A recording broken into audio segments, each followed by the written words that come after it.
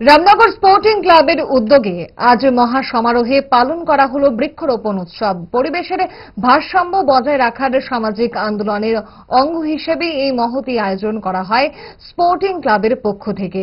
এই কর্মসূচিতে উপস্থিত ছিলেন আগরতলা পুর নিগমের মেয়র তথা বিধায়ক দীপক মজুমদার, ছিলেন ক্লাব কর্মকর্তা সহ এলাকার বিশিষ্ট সমাজসেবী, পরিবেশ সচেতন গুণীজনেরা। এই ধরনের আয়োজনকে সাধুবাদ জানিয়েছেন মেয়র তথা বিধায়ক দীপক মজুমদার। পৌর নিগম অন্তর্গত 16 নম্বর ওয়ার্ডে এই শহরের স্বনামধন্য ক্লাব স্পোর্টিং ক্লাবের উদ্যোগে বনম উৎসবের অর্থাৎ বৃক্ষরোপণ অনুষ্ঠানের আয়োজন করা হয়েছে।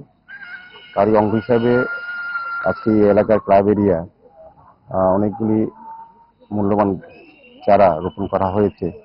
বৃক্ষরোপণ অত্যন্ত প্রয়োজনীয়। এই কারণে আমি বলবো যে আমাদের যশস্বী প্রধানমন্ত্রীও এটার উপর বিশেষ গুরুত্ব দিয়েছেন। উনি আবেদনটি সারা ভারতবাসীর কাছে যাতে গাছ লাগানো হয় এবং গাছ রক্ষা করার জন্য উনি একটা নতুন চিন্তা ভাবনা শুরু করেছিলেন। তাকে সম্মান জানিয়ে বা ওনার বিষয়টাকে গুরুত্ব দিয়ে সারা দেশব্যাপী মানুষ কিন্তু এখন বৃক্ষরোপণ করছে।